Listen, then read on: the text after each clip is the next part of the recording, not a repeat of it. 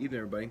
This is IFBB Pro Dr. Mark the Shark Smith, having a cigar in my tranquil backyard on this freezing Arizona night leading into Christmas, wanting to discuss with you self-reflection. I was reading an excerpt from my book to my 5-year-old daughter about humility, and self-reflection is an exercise that goes into that aspect of it. Now, I have covered reflection in the past based on your accomplishments and where you're going in life, but self-reflection is more of a true understanding of who you are as a person and your natural tendencies, biases, and things that you kind of gravitate to in your unbiased, in your subconscious, and just kind of things that you go into. Now, self-reflection is very, very important in any interpersonal communication lines, whether it's personal or professional, leadership, or just in your general life and what you're doing, just living. Now, what you need to completely have an understanding is your own personal flaws and things that come to light and your own kind of natural tendencies towards certain situations, peoples, and entities. So what that goes into is a very deep dive into what makes you you. Your circumstances, your past experiences, all of these things make us who we are, but they also give us natural kind of reactions and depictions and thoughts on what situations and people that we get involved with. You might have biases towards gender, an age group, ethnicity, dogs or cats, doesn't make a difference. It's all from your life experiences. If you might have possibly, I always use the analogy as if you had a traumatic experience in a pool when you were young, you might be afraid of water. That's something that's just ingrained into you. But it also goes into how you discuss, talk to people, and your natural communication lines, how you work with that. It's super, super important that you as a leader, and when you're in a professional aspect and as you age and get wiser, that you know that these things are there, because these natural tendencies will come out when you're talking to people in general. And if you have these underlying unconscious or subconscious biases towards people, they're going to kind of like exude out, whether or not you might have natural misogynistic tendencies, or if you just have had bad experiences with a certain type of person and you just have that animosity towards it. I always discuss it in my classes with students, specifically on when you get a new manager, a new leader in your professional career, you naturally are usually going to have some kind of animosity towards that individual, because most of us have had poor leadership and management experiences in our past. So we immediately kind of get defensive when a new person comes in, because that's what we're used to. We're used to someone treating us like shit, or we're used to having bad interactions with this individual as our superior. Because it's sad to say, but majority of us are going to have bad leadership and then good leadership. That's just the statistics of it. So sorry, but that's what you're going to have to deal with. So you have that natural animosity. But it also works into your interpersonal and just regular personal life too.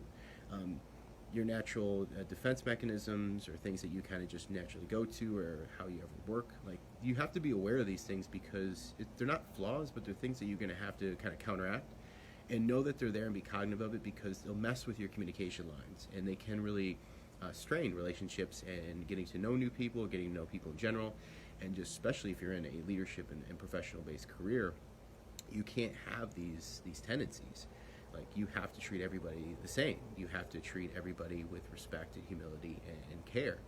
And as a leader, you can't, just because you had a bad experience with certain types of individuals doesn't mean you can generalize, and you can put that bad experiences that you've had onto these people. You have to come with a clean slate. And that's something that leaders should be held to, because you need to be held to a higher standard of communication lines. But in general, I think everybody on the planet should be held to that kind of standard of every new person has a clean slate, and every new person is worth trusting and listening to and having a conversation with before you make judgments. And you can't just come in with this preconceived notion of how this individual is going to be, or what they're going to say, or if what they're saying is true, etc., etc.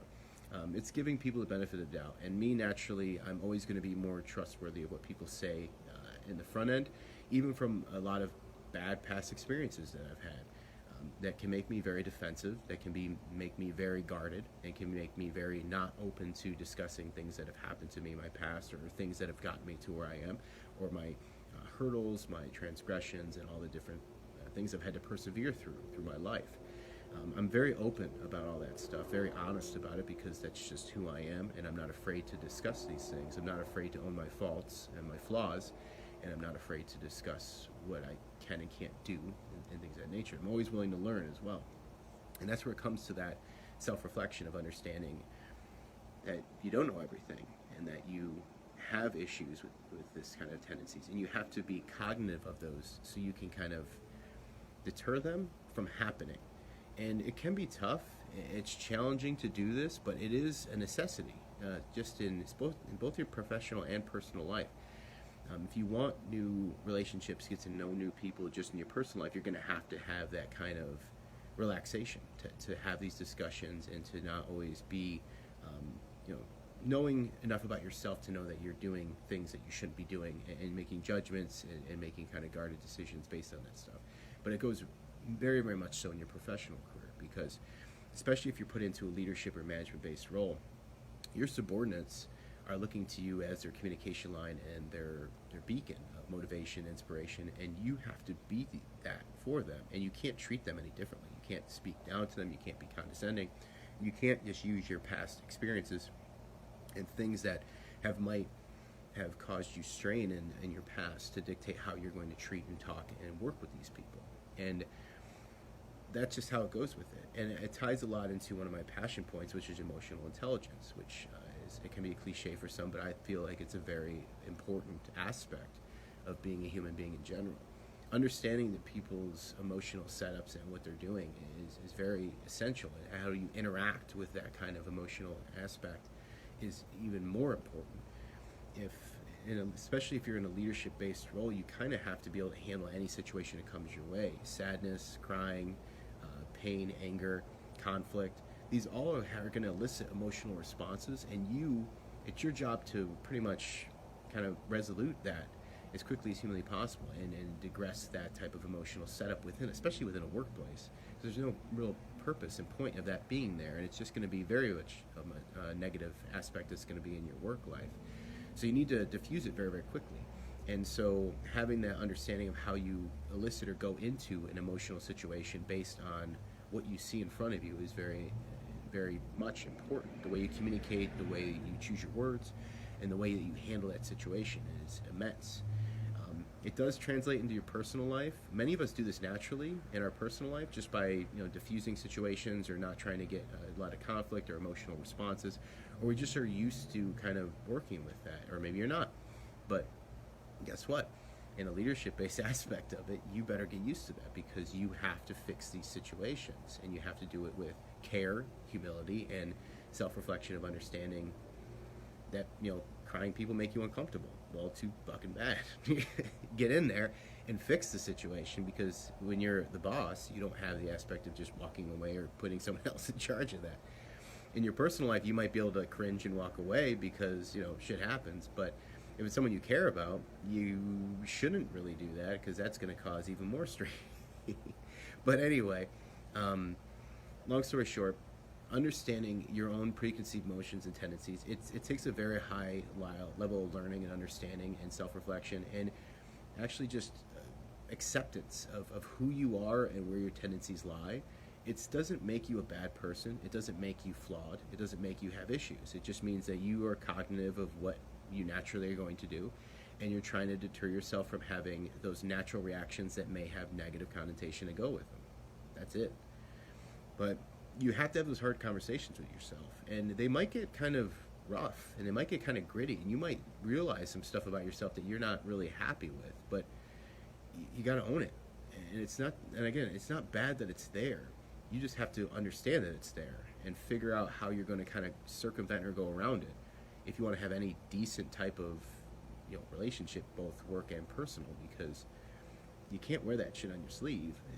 And if you have these natural tendencies that might be not conducive and kind of make you judgmental or kind of make you guarded or push you in a certain aspect or light or communication lines, you're going to have to kind of not so much fix it, but you just have to be aware and make sure that that doesn't come out, because that's not helpful, and it's very not fair to the individuals that you're interacting with. And it's not fair to yourself, because you're limiting your aspects of communication lines with people.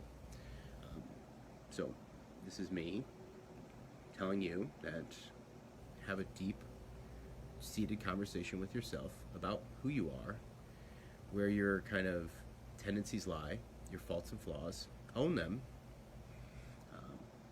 accept that they're there, and just be cognitive of how you handle them when you interact with people, both in your professional and personal life. So enjoy that bit of information. And again, trust me, I'm a doctor. Have a good night, everybody.